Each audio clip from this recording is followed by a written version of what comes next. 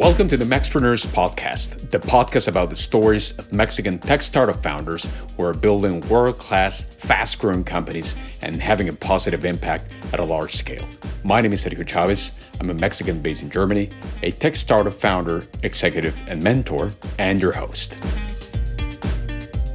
Today we have Antonio Anguiano with us. Antonio is founder and CEO of Greenny, a ClimateTech startup based in Paris, France. Greenny helps companies to accelerate their carbon footprint reduction by placing gamification at the core of employees' ecological engagement. Through the Greenny app, employees track their steps and earn tree planting rewards, which contribute to reducing the company's carbon footprint. In just a few months, Greenny has partnered with 7 companies, onboarded 350 users, and achieved the reforestation of 343 trees, compensating 257 tons of CO2. Antonio is originally from Aguascalientes, Mexico. He is a proud father, an outdoor enthusiast, and also a digital product strategist. During his career, he has supported multiple early-stage startups to find product market fit and scale internationally. This has led him to work and travel around the world, especially across Europe, Asia, and Latin America. His university studies led him to France, where he later settled. His extensive experience in startups, combined with his drive to tackle climate change for the benefit of future generations, led him to start Greenny. I hope you enjoy. Support for this episode comes from Skyflare, a cybersecurity company with a mission to make e-commerce safe for online shops and which currently protects dozens of Shopify-based businesses through its 360 degrees holistic protection. As an online shop owner, you know that every cent you spend in online advertisement counts, especially in Google AdWords. Therefore, keeping a tight control of your budget and the ROI are essential. Nevertheless, there are bad actors out there who can make those costs explode. Skyflare's Click Fraud Protection solution helps you prevent and resolve those threats. At Mexpreneurs, we had the privilege to have Skyflare's founders in the podcast, including Juan Ocampo, a Mexican tech startup founder, and Skyflare's chief operations officer. Visit skyflare.com/mexpreneurs to learn more and also to get a 10% discount during your first 3 months of your annual subscription. Skyflare is at the moment available in Europe, Mexico, and Canada through the Shopify App Store. Hello, Antonio. Welcome to the show. Hello, Sergio. How are you? Very good, Antonio. Thank you for joining us. Thank you. Thank you for inviting me. It's a great opportunity to exchange and to share also our experiences as a Mexican in a foreign country. So really happy to be here. Thank you very much. And please, to get us started, please tell us, who is Antonio Anguiano? First of all, I think I'm the parent of one great kid. My son is 12 years old, born in France. I think I'm a parent, first of all. Also a pet lover. I have a bulldog, and which I love to walk on the forest. Walk is one of my main subjects in this moment. I will tell you through the interview.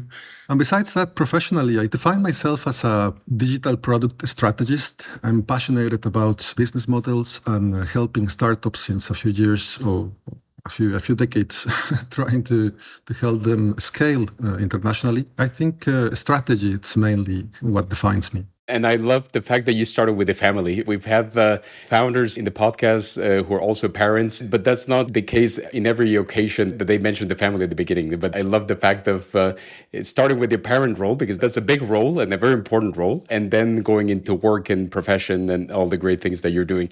But you were mentioning about digital product strategist. Can you expand a little bit more about that? Like, what exactly do you mean by digital product strategist? In my career, I have been appointed by different investors and companies to explore business models, actually solve the puzzle, to think what's the product doing, how we find the market fit, and how we bring the whole organization to arrive to that objective. Normally, I have been working a lot with different co-founders of different startups to build a strategy. Normally, there is always an objective. Either it's going to a Series A or Series B or to an exit, but there is always an objective for the next step of the startup. And these have been typically early stage companies where you were one of the first employees of the company, one of the first joiners. Are these larger organizations? Like, what's the type of organizations that you've done this work for? I have worked in many different kind of organizations since 4 guys in a garage, from really scale-ups from 200 employees or 300 employees. Every single stage of the company is quite interesting and has different challenges. What I have learned It's that money is never the objective. The objective is to solve the case. If we solve the case, then the money comes by itself. And by the way, when you mentioned about 4 or 5 founders in a garage, does that still apply in France? Are they meeting in a garage like in the US, or is it a different type of setup? Oh, for the instance, it's I don't have I have a garage, but we don't meet in the garage, but we meet in my apartment, and so we start the company working from my place. So yeah, it does exist. At the beginning, you don't have all the resources to go and look for offices. No, you have to minimize the cost so you can spend your money on marketing and get some more clients. Yeah, I think it's a model that it's applicable for many of the startups that are starting. And you also mentioned about helping these companies scale and scale internationally. So can you share some examples of some of these most exciting projects that in which you've worked for and done this type of scaling? I think one of my biggest experience was a company what's called Fast Booking. Today it's called The Age. Mostly my mission was to deploy the product across different countries in Europe. And later on, I moved to Asia, living in Singapore to strengthen the 12 subsidiaries that we were opening. It's really challenging because doing business with different cultures, I'm passionate about humans. And I think doing business with different cultures is so amazing. Understanding how Japanese think. Sometimes we think that all Asian culture have the same mentality, and it's not that simple. Understanding how Japanese cannot really do a straight business with China or with Korea because they have cultural and historical reasons to be reluctant to it. And those markets are quite isolated. Learning how to work with Eastern European countries and Western European countries, which they have different mentalities as well. Doing business with following protocols, understanding what drive these nationalities, it's something that has been really amazing, I think, for me. It means that thanks to these type of experience, you've actually traveled the world. You've been in Singapore, you've been in many other different countries, opening new business or expanding these businesses. I think there are more countries that I know that the ones that I don't know. Even if all humans, we are driven by the same basic nature and the basic needs. Like there is a specific things are specific to each country, and the challenge are not always the same.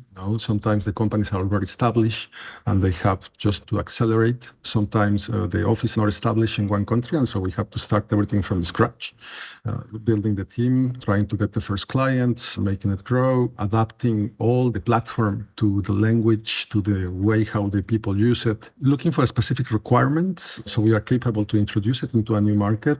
And Antonio, please bring us a little bit back into your story, because I think it's thanks to these role as a digital product strategist, you've been able to work for these big companies, small companies, travel the world. Could you please walk us through how it all began? Because you were born and raised in Mexico, and what took you to France? How did you ended up in these type of roles? Please briefly walk us through that. I born in Mexico City. Then my parents moved to Aguascalientes, where I did my teenager years. Then I moved to Mazatlan, Mexico, also to go to the Tec de Monterrey to start my studies. Then I came to France for an exchange, and I did a specialization in business in Lyon.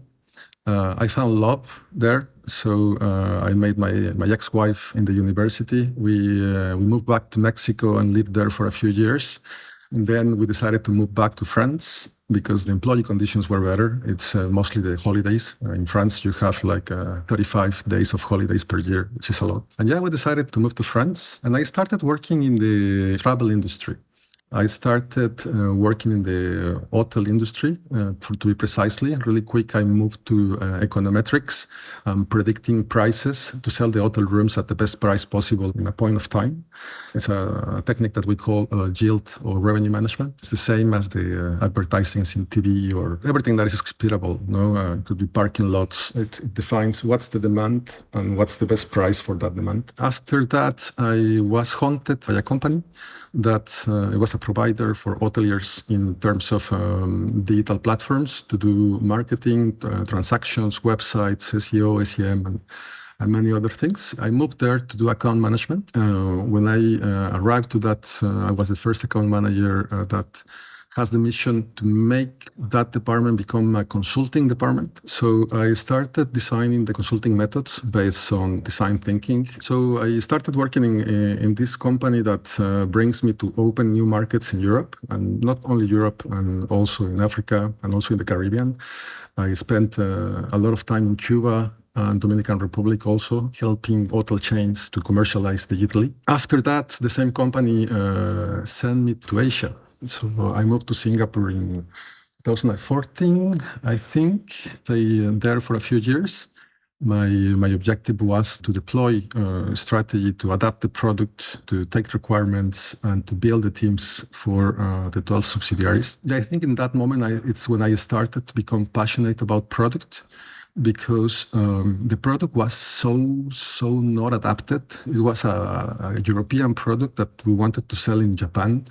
And going there and taking all the feedback from users, doing workshops with them, designing the right solution and the right adaptation was something really great. At that point of time, the vice president of product, who was living back in France, he told me, you have to start doing that professionally. So he advised me to take some courses that I took in Virginia University to do it professionally in terms of product management and design thinking. In Virginia, in the US. So you went to the US to do those courses? I did it online. I was taking the courses from Singapore, but with the students in Virginia. And so I really like it in terms of designing solutions, making things simple, and adapting the solution to different cultures and habits. After that, the company got purchased by Accor Hotels, and they asked me to come back and take over the product teams. So I moved back to France and I started a different journey, now driving all the product teams and design. I spent a few time there and then I needed another challenge. So I also was chased by a company called Addictive, who they are focusing programmatic advertising. And at that moment they were trying to build an artificial intelligence to predict the best audience and the best pricing for ads,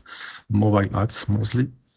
It was super challenging. I remember the first time I arrived to a meeting with the data science, there was a question and the result out of the meeting was a mathematical equation. I realized that I needed to upgrade in math skills. So I started taking math courses and really deep into AI. And what year was this, Antonio? This was, I think, 2017, around it. And my mission was to design an audience platform and a creative optimization platform. The idea was really to predict the purchase decisions from clients and show them the best ad that will fit and increase conversion. After that, the same investment fund that was investing there suggested me to go to another company called Fox Intelligence. They were trying to build something different. In this time, it was ecology a little bit, reforestation, digital cleaning, and at the end, doing some statistics with all the data that you collected.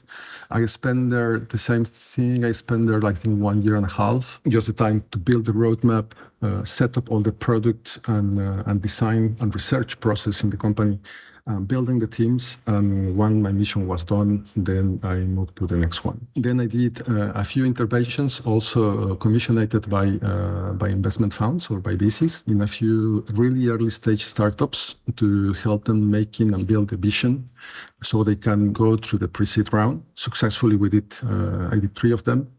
In short periods of time, that happens in 1.5 years. I did 3 interventions. Mostly as a consultant. And after that, I joined Didomi, a company based in privacy.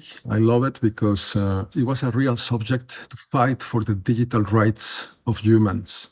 You know, today we all have different rights, but in internet it's really difficult to have rights, and it goes today through cookie banners and preferences in websites.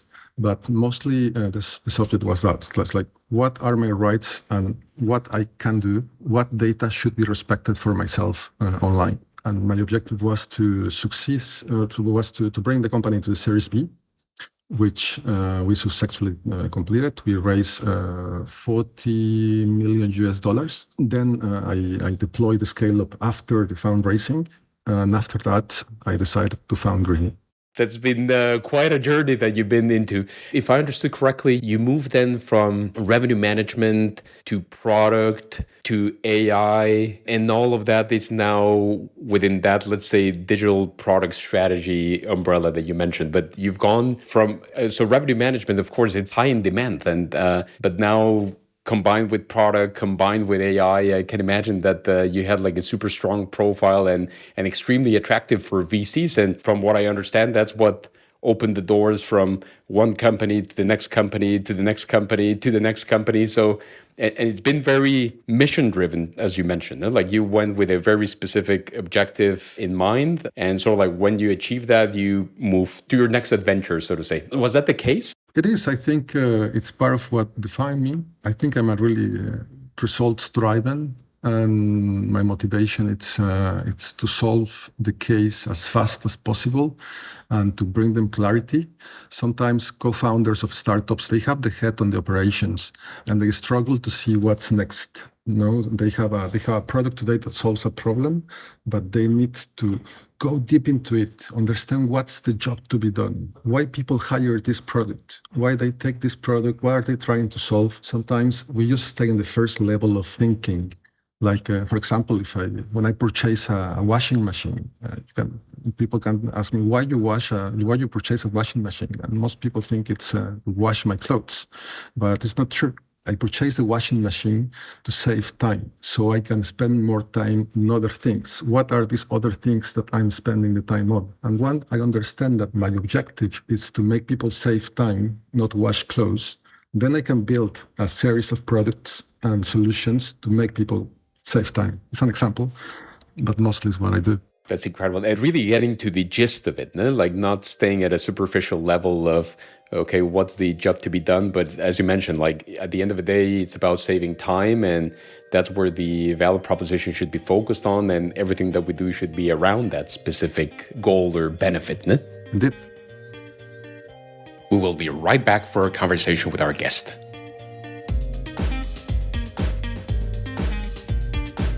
Support for this episode comes from Partnership Leaders, the leading community of partnership professionals and executives in SaaS and tech with over 1,500 members globally. We're living in the decade of the ecosystem, and every CEO needs to become a partnership leader. Just take a look at the top companies in the world today, like Microsoft, Google, and Apple. They have all become platform companies, and partnership executives in IT have been the ones leading these transformations. Partnership Leaders brings these executives together and is building a playbook to enable CEOs and business leaders across industries to transform their organizations into platform companies. If you're a tech startup founder, Partnership Leaders is the place for you to learn how to leverage partnerships to take your business to the next level. I'm a member of PL and co-host of the Germany chapter, and have seen firsthand the richness and value of this incredible community. Visit partnershipleaders.com to learn more and to apply to become a member. Make sure to mention in your application that Mixpreneurs referred you so you can receive a special price if your application is accepted. And then, of course, you mentioned about starting Greenny, but if I understand correctly, is then Greenny your first own startup? Because you've done multiple entrepreneurial activities during your career, like opening new lines of business, creating new products. But from what I understand, it's been primarily at established organizations like startups that were founded and you joined later on. But is then Greenny your first own company that you started from scratch? It is my first company. I think my career brings me to understand how the startup landscape works, how people get money out of it, how we solve the problems, how everything is based on speculation, obviously, and like Wall Street, it's the same thing. I think it's people that put money or gamble in the best candidate or in the best company to multiply their investment. I understood how it works. I understood what I already said, like the most important part is to solve a case, and then the money comes by itself. So I decided that I was ready. I helped many startups scaling, never failed, because it's not a matter of being good, it's a matter of listening, putting people together to work, catalyzing the company team to arrive to the solutions. And so when we have the right methods, we arrive to the right solution. That could be something completely different of what the company is doing. I've taken companies that they were doing something and finishing doing something else, just because we solved the real case. So Greenny it's my first company. I decided that it was time to start. I also wanted to do something that was impactful for the world. As I told you, I'm a parent of a kid. I see how the planet is evolving. Global warming is a real problem that we have to solve. And I think this problem, out of the money that we can make of it, it's the impact that we can create in the society. Today, the planet needs our best brains to go there and think together how to solve it. And it's all polluted by a shade of greenwashing companies. That they see that, okay, it's a problem, people are investing on it, okay, let's build something to make money out of it. I'm not building something to make money out of it. I'm building something to bring a solution and to accelerate the efforts. I'm very curious about, you mentioned you thought or you came to the realization that you were ready to start your own business. But from what you mentioned, you probably were ready some years ago. What was the compelling event that made you realize, like, okay, this is the time for me to start something and not 3-4 years before? I think it's maybe the age also, and we have to be willing to sacrifice things, to take out of the comfort. Being an entrepreneur, it's a big challenge. Creating a company, handling people, motivating, and taking this project under our skin and trying to bring that to reality. It's a big challenge and a big gamble. Obviously, I'm not as comfortable as I was with a salary paid by by investment companies or startups. But I think it was time. It was time for me to invest my time, my experience into something that can have an impact. And then, obviously, the money will come. And you mentioned about Greenny and climate change specifically. So what exactly drove you into this realization? Of course, I think all of us watch the news, we feel it. Now it's super warm here in Europe again. But what was that thing that told you, like, okay, we need to go and do something regarding climate change? What was that compelling event? What happened during your journey or was that something that you were already thinking for many years before, trying to find a solution, and then you landed with Greenny's concept? How was that evolution? I think there was a combination of two things. The first one was my intervention in Fox Intelligence. Fox has an application that is called Clean Fox. This application, it's a public app that people can download, and it connects the email or your email account, and then it reads all the emails, all newsletters that you have, and quantifies what's the impact in carbon about all this. It's like measuring your digital footprint. And then it tells you, okay, if you delete all your newsletters from Amazon, then you will save 2 tons of CO2. Or it worked with objectives, and objectives on log trees that were planted as well. So it was a nice solution. And based on digital pollution, I got inspired by this app that I had the pleasure to shape also together with the CEO and the teams. Later on, I just decided that I identified that there is 2 different sectors that are growing really fast, and they are growing really fast because there is an objective and a puzzle to solve. The artificial intelligence that today we see it everywhere, and the other one is ecology. So I said, okay, in which of these 2 I should go? And I said, okay, if I go to artificial intelligence, I have to find a model. And if I try to solve the ecology case using my experience in artificial intelligence, then it will make sense. Then I was also thinking with my co-founder that worked with me in my last experience in Didomi, we will really drive by ecology, by our gestures.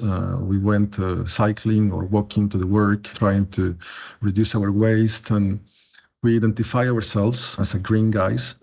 And then we decided to simply try to start a research. And we started research, interviewing CSR managers, interviewing human resources managers, CEOs, understanding what were their main challenges, what they were willing to do. What was the main challenge? And we identified that the main challenge in organizations today towards ecology, it's how I take all my employees with me into this. Because it's quite simple. You measure your carbon footprint, say, okay, I produce 10,000 tons of CO2.